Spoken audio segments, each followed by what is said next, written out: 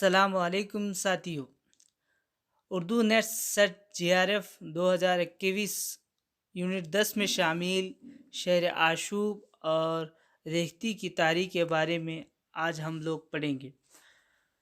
آج کے ٹاپک پر جانے سے پہلے آپ سب سے گزارش ہے کہ عادل شاہی اکیڈمی چینل کو سبسکرائب کریں، شیئر کریں اور لائک کریں اور بیل آئیکن کے بٹن کو دبائیں اور نیچے کمنٹ بھی کریں۔ آج ہم شہر آشوب اور ریختی کی تعریف پڑھیں گے۔ سب سے پہلے شہر آشوب کی تعریف۔ آشوب کی لغوی معنی ہیں بربادی، بگاڑ یا فتنہ و فساد۔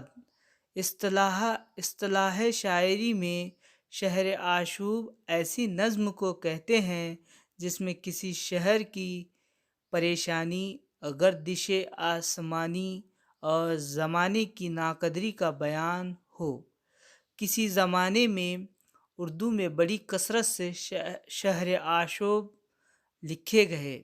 مرزا محمد رفیع سودا اور میر تقی میر کے شہر آشوب، جن میں عوام کی بے روزگاری، اقتصادی بدحالی اور دلی کی تباہی و بربادی کا ذکر ہے۔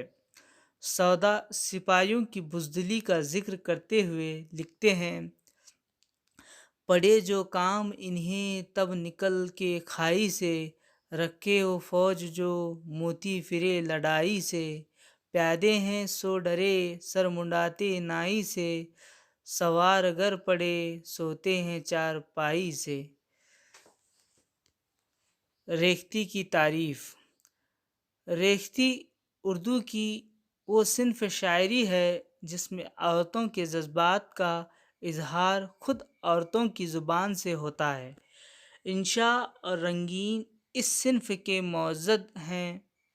آگے چل کر مرزا مظہر جانا صاحب نے بھی اس کے ذخیرے میں بہت اضافہ کیا۔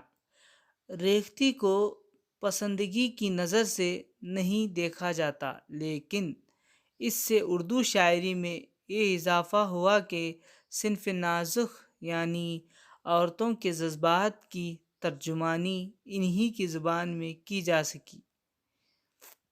مثال: پھر باجی جان بھڑوے نے جھگڑا کیا شروع، میں چاہتی تھی ختم ہو الٹا ہوا شروع، حسن و شباب یار کا پھٹنا ہوا شروع، گویا غضب کے ہو گیا فتنہ نیا شروع۔ آگے اسی طرح ویڈیو کے لیے اس چینل کو سبسکرائب کریں۔